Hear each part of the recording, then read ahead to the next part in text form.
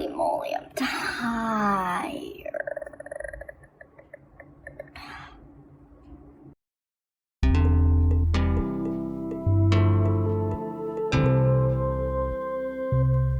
So a couple days ago, we took in these two adorable floofers.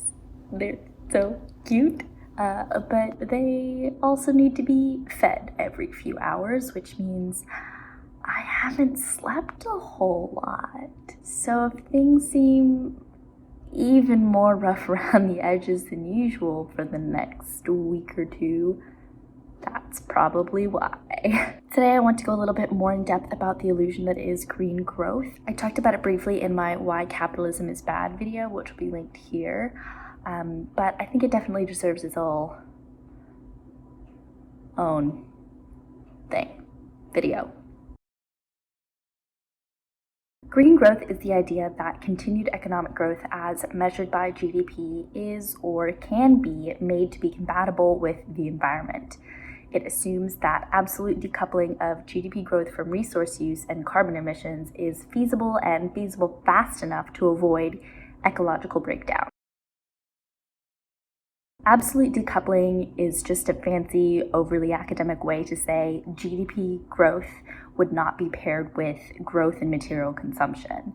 Historically, there's been a high degree of correlation between material consumption and GDP with ecological impact. So the green growth theory is that technological change and substitution will improve the ecological efficiency of the economy such that it can continue to grow without affecting the environment. Since the 2008 financial crisis, green growth indicators have shown some relative decoupling in developed countries.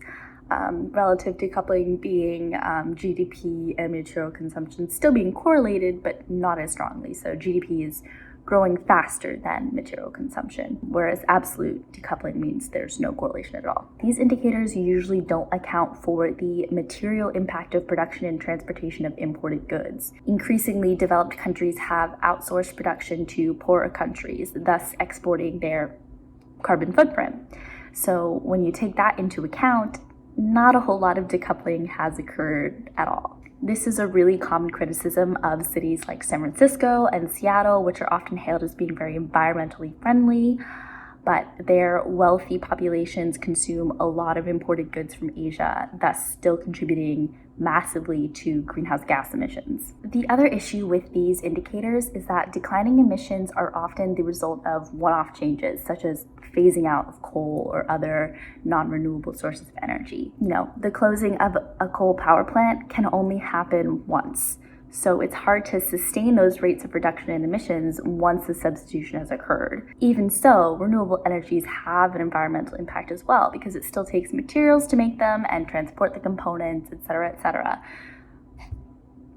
So especially if energy use continues to grow, this will just not be enough. Also, there's this thing called Jevons paradox or the rebound effect, which describes the historical trend that as things get more efficient, we use that as an excuse to consume more. So for example, as refrigerators rapidly became more energy efficient, the average American refrigerator got so much bigger, meaning that the energy consumption attributable to refrigeration was actually higher than it was when refrigerators were less efficient. The same thing has happened over and over again with coal and light bulbs and planes and cars, even agriculture. Producing food, especially animal products, has gotten so much more efficient, but it has also gotten a lot cheaper, and as a society that means we end up consuming more and having a greater impact. So yeah, once you take all that stuff into account, very little relative decoupling has actually occurred at all, it turns out. What we want to see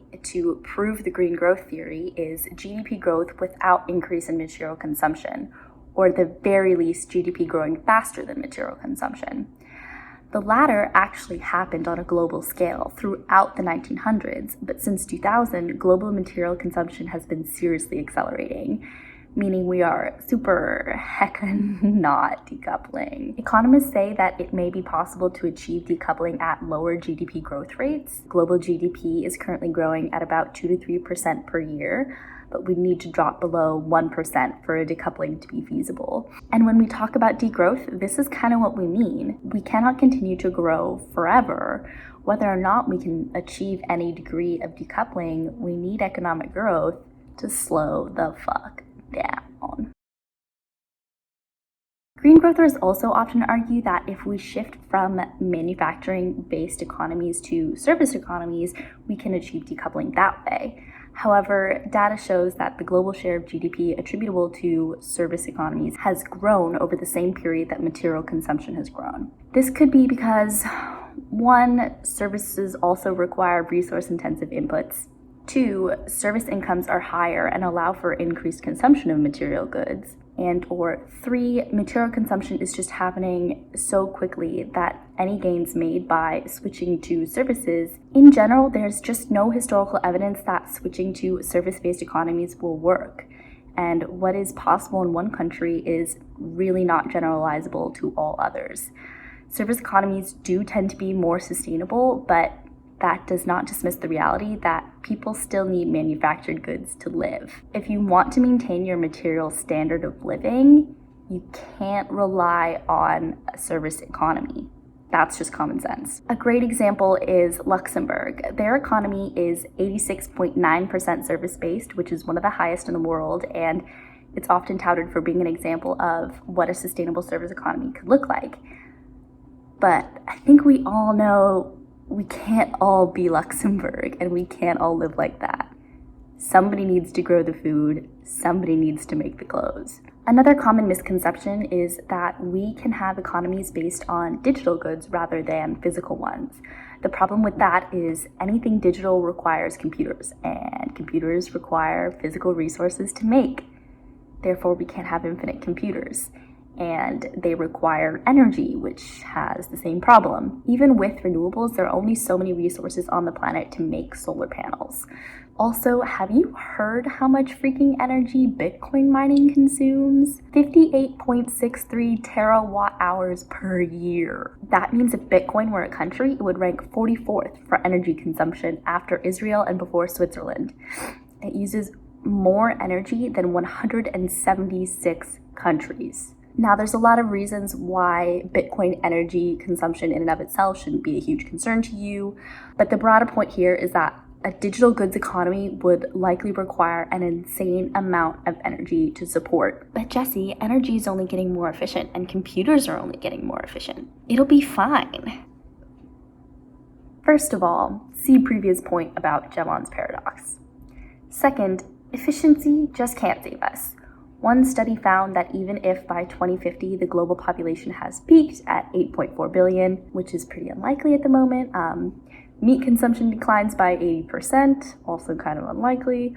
All new cars and airplanes are highly efficient, and there's a rapid transition to renewable energy. The pressures of continued growth will drive emissions beyond the carbon budgets for 1.5 to 2 degrees C. The moral of the story?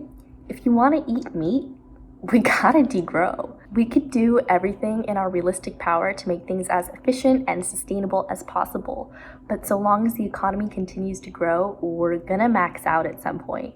It would take insane leaps in efficiency across the board. And then what? Instead of maxing out in 2050, we max out in 2100? Is that not just pushing the problem down the road? Don't therapists usually advise against that? So yeah, if you want to learn in a little more depth about this topic, I'm going to link a great article in the description. Fair warning, it is a little dense and academic-y. If you know someone who won't shut up about green growth, feel free to start some shit by sending them this video. And by start shit, I mean start a healthy, respectful, and compassionate conversation. Please like and subscribe, check out my other videos. TBH, my last one on Iceland was a gem. I think there were some half-decent jokes in there. And yeah, I'll link my social media stuff below. I'm gonna go take a nap now. Bye.